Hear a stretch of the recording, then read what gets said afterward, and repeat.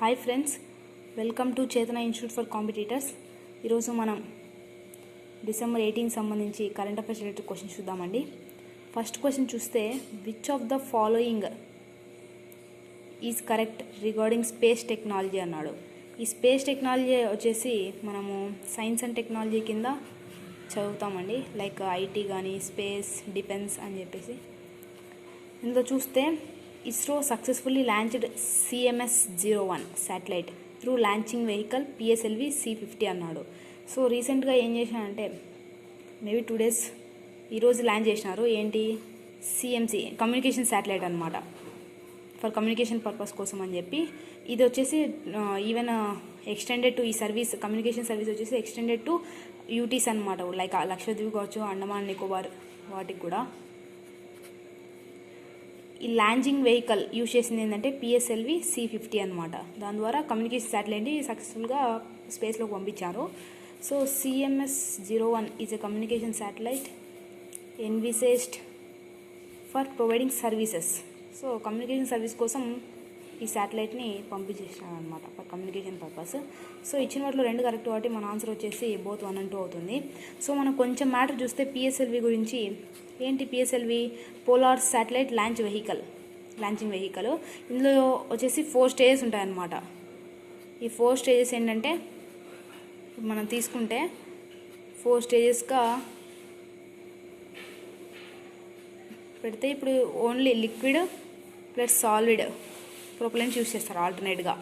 So ఇందులో కూడా ఈ ఫ్యూయల్ యూజ్ చేసేది ఏంటంటే, లిక్విడ్ ఫ్యూయల్ వచ్చేసి HTPB అని చెప్పేసి ఉంటుందన్నమాట, హైడ్రాక్సిల్ టర్మినేటెడ్ పాలీబ్యూటాడైన్ అని చెప్పి ఒక ఫ్యూయల్ని యూజ్ చేస్తారు లిక్విడ్ ప్రొపలెంట్గా. ఏది? PSLV లాంచింగ్ వెహికల్లో.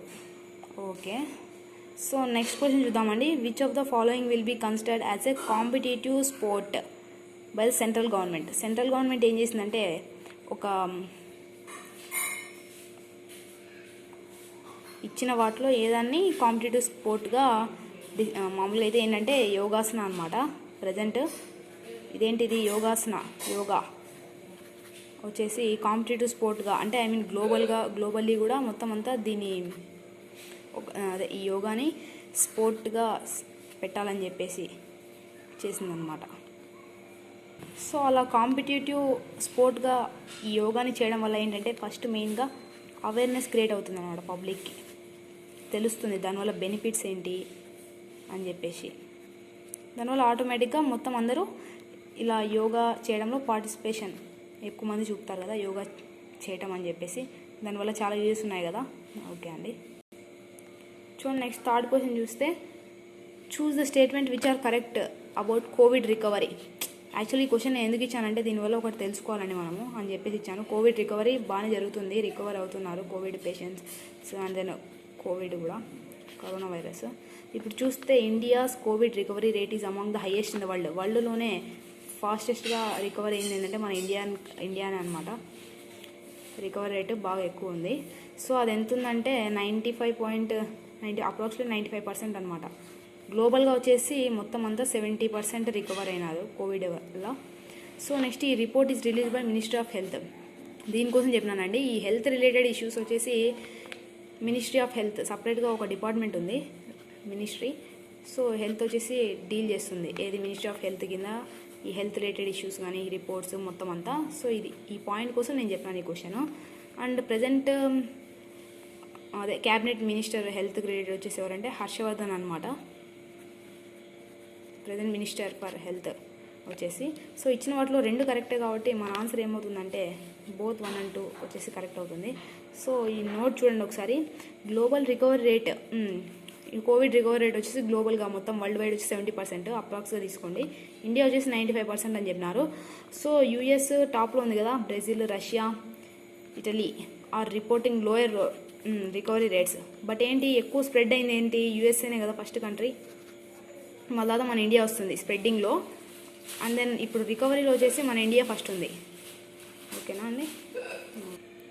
ఇంకో క్వశ్చన్ చూడండి, ఏమన్నాడు? Choose which of the following is correct regarding the given statements. ఇచ్చిన స్టేట్మెంట్లో ఏది కరెక్ట్ అని చెప్పినాడు. PM Modi laid a foundation stone for world's largest hybrid renewable energy park in గుజరాత్లో అన్నాడు. Kutch district related, Kutch district ఏరియాలో గుజరాత్ సంబంధించి. Next, this renewable energy park will generate 30,000 megawatts power through solar panels and wind mills in ఎంత ఏరియాలో 72,000 hectares along. ఇది వచ్చేసి both India and పాకిస్తాన్కి related అనమాట చేసే ఏరియా వచ్చేసి ప్రజెంట్. సో ఇప్పుడు మనం చూస్తే ఇచ్చిన వాటిలో world's largest hybrid renewable park energy park వచ్చేసి గుజరాత్లో ఆల్రెడీ స్టార్ట్ చేసినారు కన్స్ట్రక్షన్. దానికి ఫౌండేషన్ స్టోన్ వచ్చేసి మన మోడీ గారే. అండ్ దెన్ మామూలుగా ఏంటంటే ఇది వరల్డ్స్ లార్జెస్ట్ ఎందుకున్నామంటే both solar and then wind energy రెండిటికి కంబైన్గా తీసుకున్నారు కదా, జనరేట్ 30,000 megawatts అన్నారు. సో ఇప్పుడు ఉన్న వాటిలో రెండు అట్ ద టైం లేవు. సో సోలార్ కానీ విండ్ ఎనర్జీ అట్లా పరంగా ఉన్నాయి ఒకటి సింగిల్గా. సో ఇప్పుడు ఈ రెండు మిక్స్ చేసి రెండిటితో కాబట్టి ఇది వస్తుంది. ఇది కరెక్టే ఇచ్చిన వాటిలో. సో మనకేంటి బోత్ 1 and 2 వస్తుంది కరెక్ట్ ఆన్సర్. కాకపోతే మనం తెలుసుకోవాల్సింది ఏంటంటే ఇండియా పాకిస్తాన్ బార్డర్ ఇష్యూ ఎందుకు వచ్చిందంటే రెండు వచ్చాయి కదా. ఎందుకు యాక్చువల్గా ఏంటంటే కచ్ రీజన్ ఇన్ గుజరాత్లో సర్ క్రీక్ ఏరియా అనే ఒకటి ఉంటుందన్నమాట. ఏంటిది యాక్చువల్గా బార్డర్ డిస్ప్యూట్ ఏరియా అనమాట. లైక్ ఇండస్ వాటర్ ట్రీటీ ఉంది కదా, అలా ఎలానో అట్లనే మన ఇండియాకి పాకిస్తాన్కి మధ్య సర్ క్రీక్ ఏరియా అని చెప్పి ఒకటి ఉంటుంది. అది ఏంటి బార్డర్ ఇష్యూ అనమాట. సో ఏంటంటే అక్కడ గుజరాత్లో కూడా వాళ్ళు మన ఇండియన్ పార్ట్ ఆక్రమించాలని చెప్పి పాకిస్తాన్ వాళ్ళు మాదే అని చెప్పి అంటున్నారు. లైక్ ఇప్పుడు జమ్మూ అండ్ కాశ్మీర్లో పీఓకే ఉంది కదా అలా. సో బార్డర్ ఇష్యూ రిలేట్ వస్తుంది కాబట్టి ఈ ఇండియా పాకిస్తాన్ బార్డర్ రెండిటికి సంబంధించి చేస్తున్నారు అన్నమాట. ఈ గుజరాత్లో రెన్యూవబుల్ ఎనర్జీ పార్క్ అనేది నిర్మిస్తున్నారు.